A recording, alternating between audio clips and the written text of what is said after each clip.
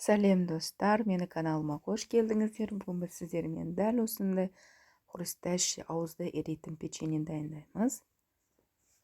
Менімен бірге болыңыздар, видеоның соңына дейін. Сіздер де барлығын көріп үйреніп аласыздар. Алдымен біз қамыр жасап аламыз.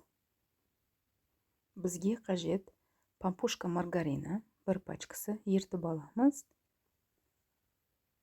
Бір жұмыртқа қажет болады. Ас содасы қажет болады.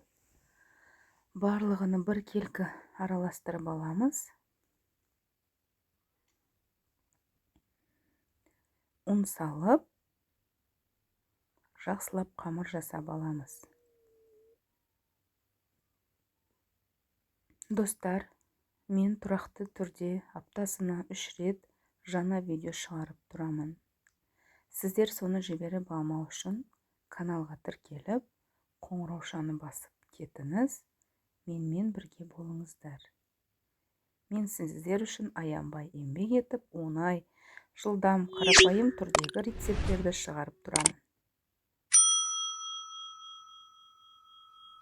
Міне достар, қамырымыз әдемілеп иленіп жатыр. Маргаринге иленген қамыр қолға жабыспайды, әдемілеп иленеді. Қамырымыз дайын болды. Дайын болған қамырды 5 минут тұндырып қоямыз.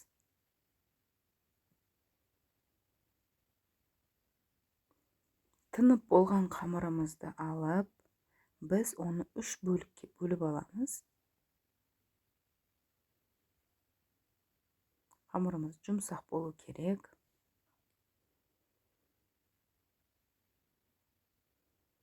Дәл осылай домалақтап кесіп аламыз барлығыны бір келкі.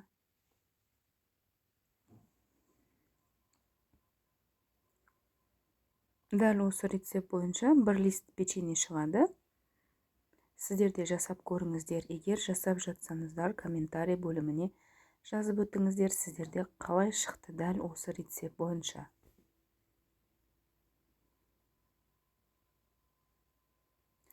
Кешкі 5-тің чайына дәл осындай печенье жасап берсеңіздер, балаларыңызға өте дәмді болады. Балалар да қуанып жейді.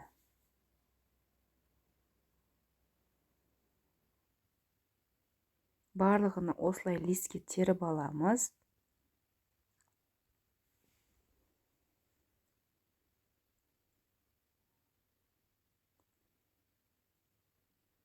Сосын печеньелерді қанттың үстіне батырып аламыз. Өзі сондай жабысып қалады. Қантқа былай салып алсаңыздар. Сіздер бұл қамырдан түрлі печеньелер жасасаңыздар болады. Бізге осылай домалақ удобно, өйткені жұмсақ болады. Сосын вилканың көмегімен дәл осылай басып шығамыз барлығыны. 180 градусқа 25 минут салып пісіріп аламыз. Міне достар, біздің печеньеміз дайын болды. Сіздер де дәл осылай жасап көріңіздер. Барлықтарыңызға рахмет. Сіздермен болған Зәуре. Видеоның соңына дейін көргендеріңізге үлкен рахмет. Мен сіздерді жақсы көремін.